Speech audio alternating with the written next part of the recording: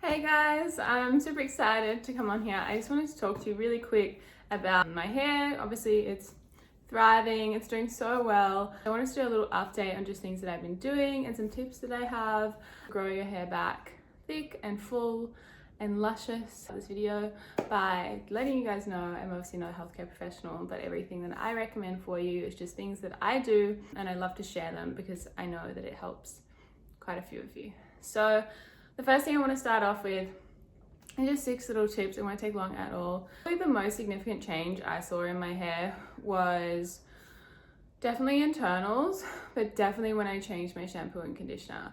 So definitely when you're modeling, you're so used to people just putting whatever the hell they want on your hair. So I didn't really question it. And then I changed over to Devro, if you guys remember, I was using that. And it was really good and I really liked it. But I generally think that your hair gets over things after a while.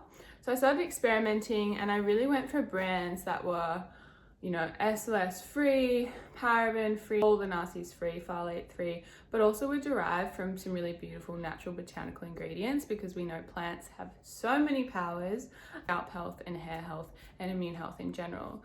What I've been using. I've been using this little duo actually. This is Away. It's a really good brand because it is completely natural. So the ingredients in this are literally organic ginger, which is really good for stimulating hair growth and a healthy scalp, ethically produced violet rice, dynamic yarrow, which is a kind of yam. So that's my hair bath. I've been using, as you can see the bottle's all weird and squished, Avita's Botanical Repair. This is a really heavy conditioner, really heavy. It's more like a treatment. I found by swapping to these really natural shampoos and conditioners, my hair has just been loving it. It is so shiny. I'm definitely on wash day, so maybe it's not super shiny today. And the biggest thing for me is when you first switch over to natural shampoos, your hair can feel like it's not clean because you're used to these kind of like really foamy shampoos, and it can feel kind of weird after a while, but that's because it's working with your hair's natural oils, which is so important to hang on to. I'll buy like fragrance-free things and then add all my own stuff. But organic rosemary oil, I spoke about this in my previous video, but it's so good for your scalp, so good for just detoxing the hair follicle and helping your hair grow. The second thing is hormones, because hormones are a bitch. So many people are having hormone issues because we live in a world of literally just endocrine disruptors everywhere. I found my hormones had such a huge role to play with my hair health, especially when I was on the IUD. So much of my hair fell out, which was really sad. But I found what really helps me stabilize my hormones and really stabilize my blood glucose levels, stabilize my insulin levels. I find having protein with every single meal. So if I'm having 3 meals a day, I'm having, 50 to 100 grams of protein with every single meal. Something that's really easy that you can do for yourself that will benefit your hair. And also your hair is obviously made up of keratin, which is a protein. So protein is really essential. Another thing I've been doing, which is kind of new to me, but I just want to, well, first of all, if anybody has an eating disorder or finds anything with restricting eating triggering, just skip this next minute of this video. But I've been trying fasting and I suck at fasting. I used to be so bad. Like my boyfriend, I said to him, I'm going to try and fast, because obviously I used to do it a lot for my gut reset, to try and give my intestines a break, to really allow that good bacteria to thrive. And I'd be like, I'm fasting today. And my boyfriend would literally go and hide in his studio. I'm the worst when I'm hangry. On a serious note, since I've been having that protein with every single meal and really keeping my blood glucose levels low and eating like a lot of healthy fats, less sugars, less carbs, things like that, which I've been doing for a while, I found way easier to fast, which is amazing.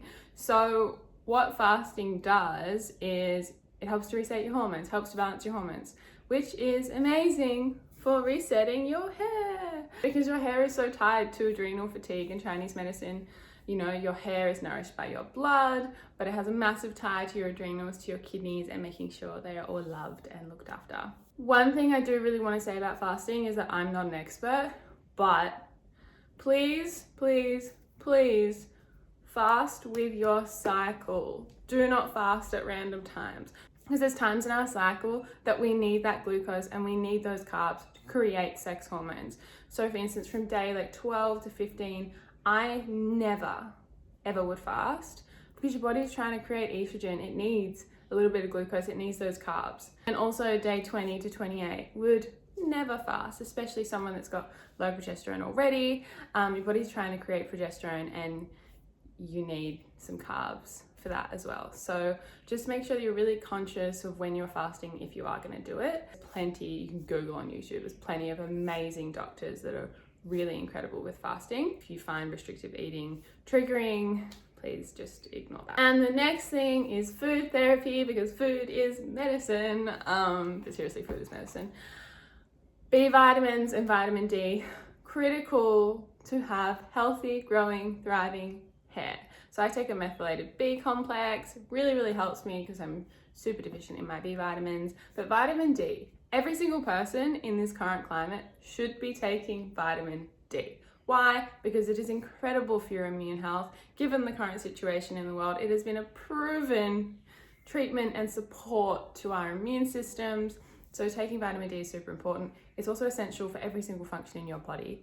So that includes growing your hair. So make sure you have optimal vitamin D levels, and that is me giving you full permission to leave the office or leave your office at home like we are in Australia and go and sit in the sunshine.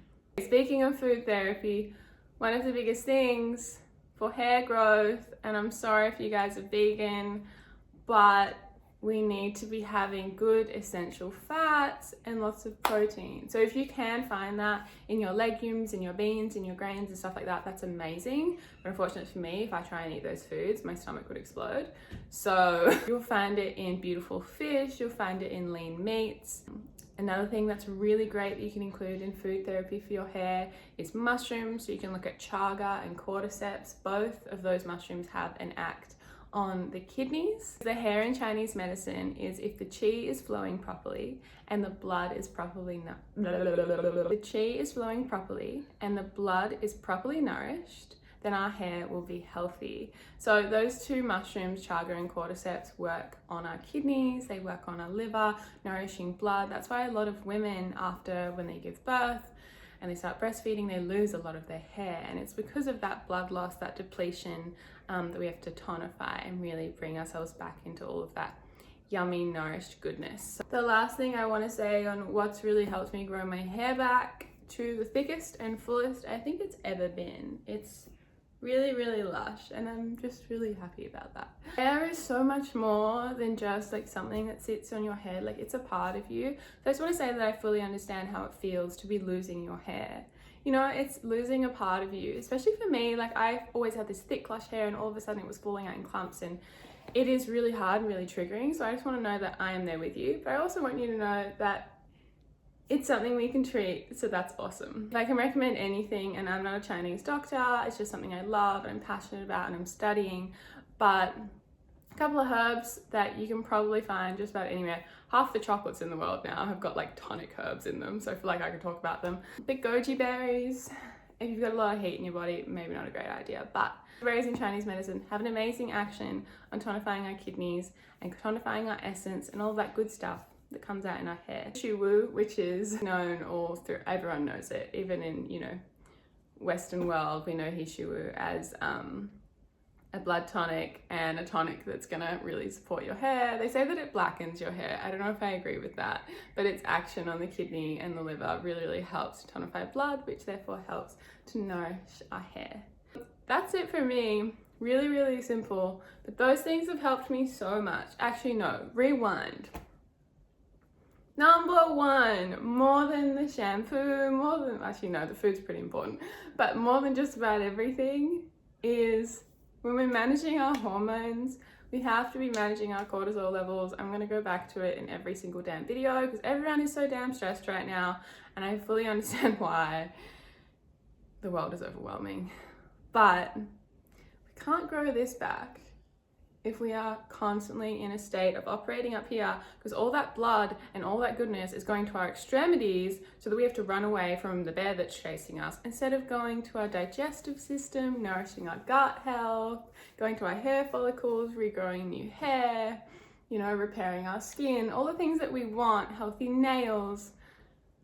None of that blood is going to be going to there all the time. We are operating up here.